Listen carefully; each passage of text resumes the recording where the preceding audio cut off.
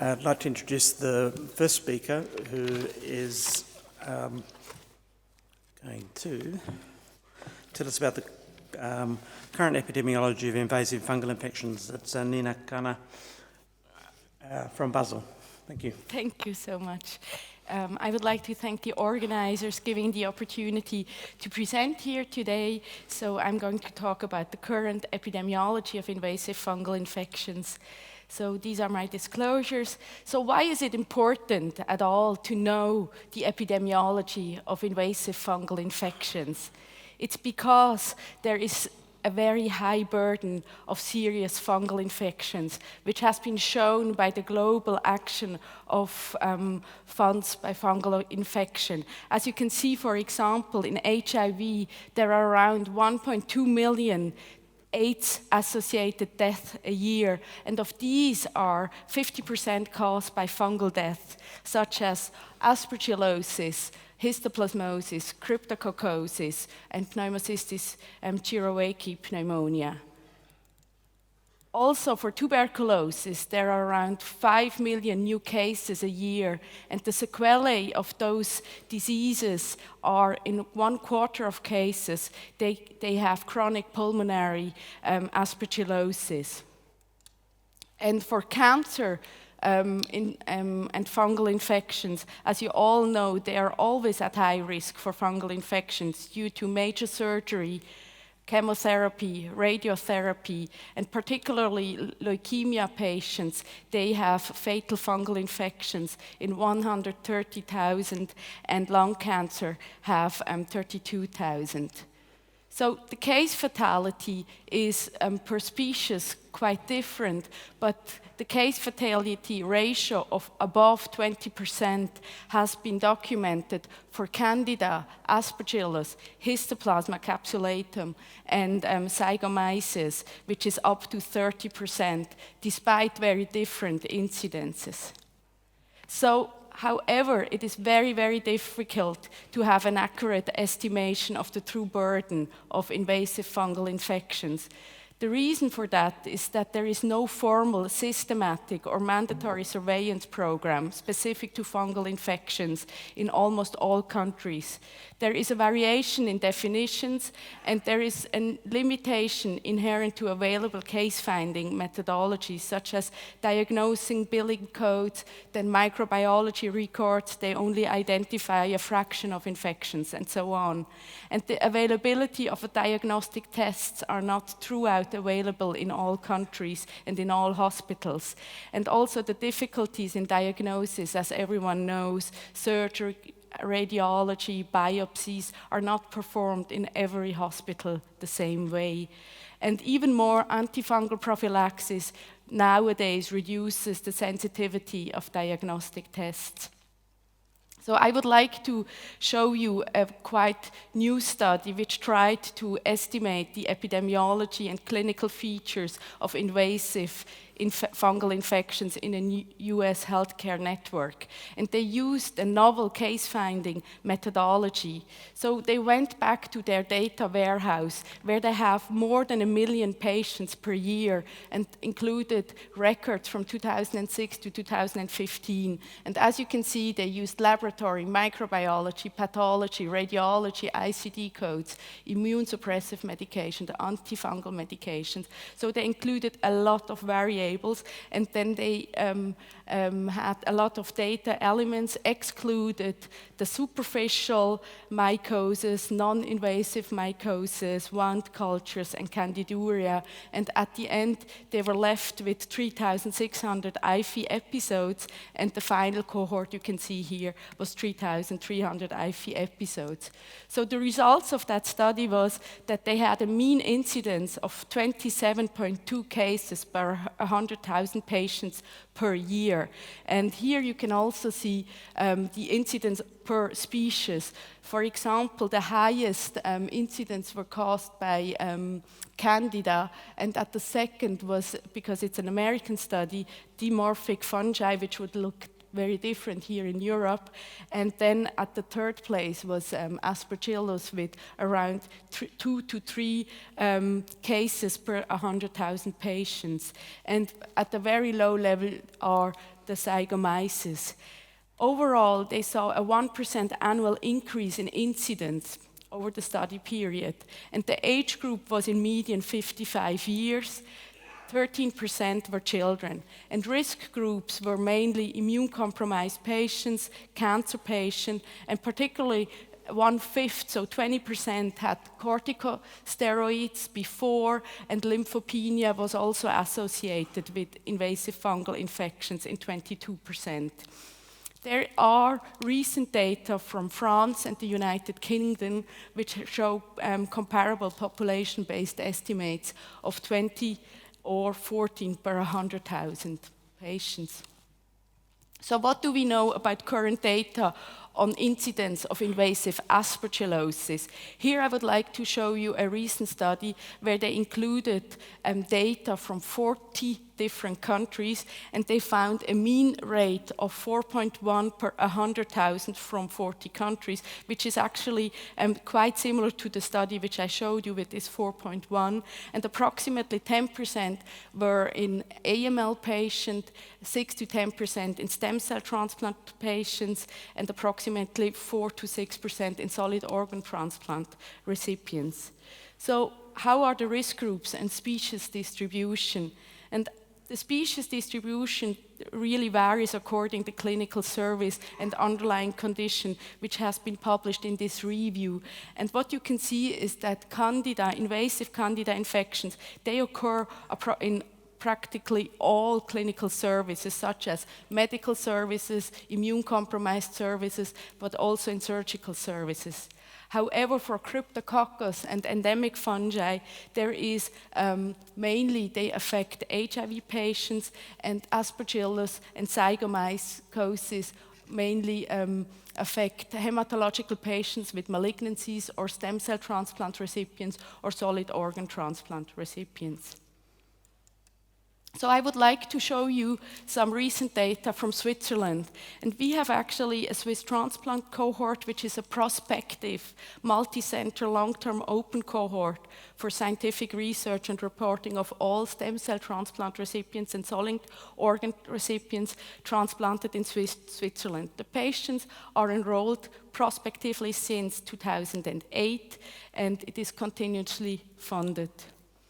So first of all, I would like to show you the epidemiology of invasive aspergillosis in solid organ transplant recipients over a 5-year period from 2009 to 2014.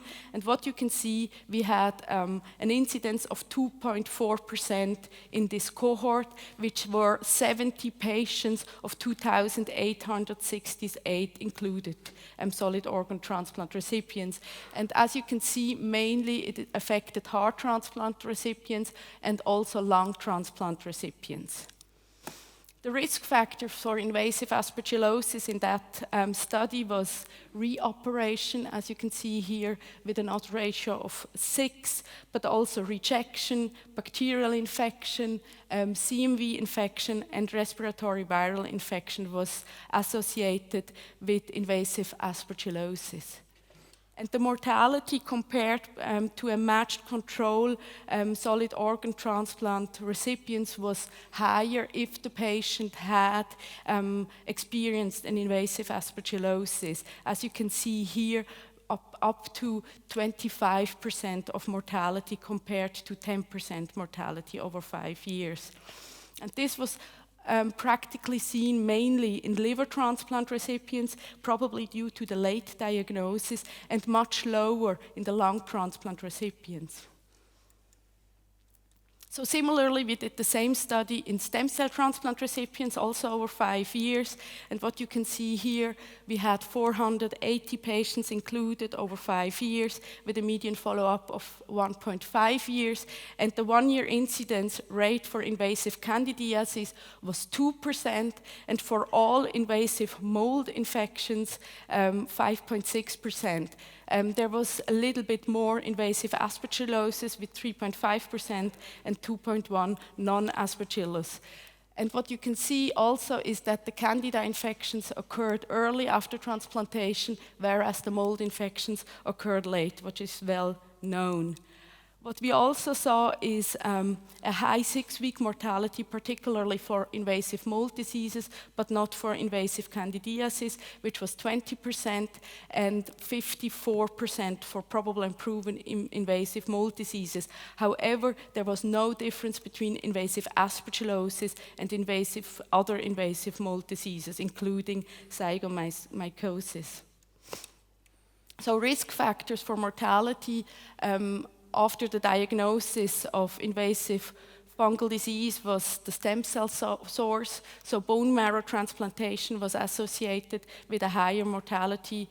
The time after stem cell transplantation plus steroids and CMV reactivation was highly associated with mortality, which actually shows that the patients who were suffering from immense immune suppression due to graft versus host were at risk for a higher mortality. So now I would like to switch to mucormycosis, and what is known from the literature, there is 1 to 2 per 100,000 to 1 million patient. There has been a recent study looking at the clinical epidemiology of mucormycosis, and they used the data source and did a review over the Ovid Medline and Embase from January 2000 to 2017, and they included 851 patients from 600 articles. And there were about a third from Europe, a third from Asia, and a third from North and South America. And underlying conditions was mainly diabetes, which was more common in Asian and African countries as in Western countries, and the hematological malignancies, which were more common in the Western country. Importantly, what I have to show is that 51% did not receive any form of immune suppressive therapy. So they also looked at the association between various underlying conditions and disease manifestations. And particularly for diabetes, they mainly affect renal-orbital cerebral mucormycosis, and solid organ transplantation. They have mainly an affection of the lung and disseminated mucormycosis. Hematological malignancies, mainly disseminated, and neutropenic patients have pulmonary mucormycosis. And what we could imagine is that major and minor trauma are associated with cutaneous mucormycosis. So within the next few minutes, I would like to give some overview about the incidence of breakthrough invasive fungal infections, as this is currently in the era of anti-mold active treatment a big problem. So first of all, one of the major issues is the difficult case definition. And by a recent study of Oliver Cornely, you can see that they tried to defer the different treatment responses to invasive fungal infections. And what is important is that breakthrough IFI is defined as any IFI occurring during exposure of an antifungal drug. And it is always difficult in every study, what about fungi which are outside of the spectrum of activity of an antifungal? So for example, fluconazole and the occurrence of a mold infections. And even more, another problem is the diagnostic accuracy. So here you can see many different CT scans, and everyone would think that this is an invasive aspergillosis, but at the end, when you look at the diagnosis, there are many other infections which can cause these kind of lesions in the lung. So importantly, only probable and proven IFI should be included. And in the recent review by Leonakis, they put together all the proven and probable breakthrough IMI in adult patients with hematological malignancies or stem cell transplantation receiving mold-active antifungals for primary or secondary prophylaxis, which is really a very nice overview. And I tried to put one of the tables together. And what you can see here is that there are a lot of data for posaconazole prophylaxis, 11 studies, including 2,200 patients, whereas there are big differences, of course, for isovuconazole, there are not so many data. But what you can see is that the frequency of breakthrough invasive mold infections is between 3.3 and 6.4%, and it varies a bit between the different fungal drugs. What we also could see in our study, which we published from the Swiss transplant cohort, is that we can see a shift to other than Aspergillus fumigatus molds in breakthrough invasive fungal diseases, as you can see here. So patients who have a primary invasive fungal disease, they mainly suffer from Aspergillus fumigatus, either diagnosed by microbiology or by galactomannan, whereas there is afterwards in breakthrough IFI a shift towards Aspergillus non-fumigatus, as well as also other filamentous molds and mucorales are more prevalent in the breakthrough IFI. So I would like to lose some words on influenza-associated aspergillosis. So here I would like to give you an overview about the epidemiology of severe influenza. And there has been a Belgian study. They included around 500,000 flu-like symptoms, where around 300,000 had a confirmed diagnosis. And here you can see the severity of these influenza patients. And around 15% over this time period had a severe course, whereas 6% was the mortality overall. And as you can see here also, the ICU admission varied between 7% and 11%. So what are common influenza complications? Of course, first priority is bacterial co-infections, ranging from 2 to 65%, then myocardial infections, myocardial infarction, and also invasive aspergillosis, which has been reported in a Canadian study of 7% and in the Netherlands of 19%. So what is now the epidemiology and their risk factors? So the epidemiology varies between 7 and 23%. There are approximately a third are immune-compromised patients, and the occurrence is independent of the type of influenza, so A or B, and it's also independent of the season, and importantly, 19% have no comorbidities. What is also important that corticosteroids have been associated with a higher risk of influenza-associated aspergillosis. There is still a difficulty in the diagnostic criteria for influenza-associated aspergillosis, as the ERTC criteria do not match, and they have been new modified definitions, which I don't want to highlight here, but based on that, I think what previous studies showed is that the morbidity and outcome of this influenza-associated aspergillosis are quite poor, with mechanic ventilation up to 90%, ECMO use, as well as also a mortality between 33 and 70%. Last but not least, I would like to show one slide on azole resistance. As everyone knows, in the Netherlands, there has been an incidence of 5.3%. In the USA, in recent study, 1.5%. And we just have recent data from Switzerland, currently unpublished, showing that we also have around 1% of incidence of resistance, azole resistance. So I would like to summarize.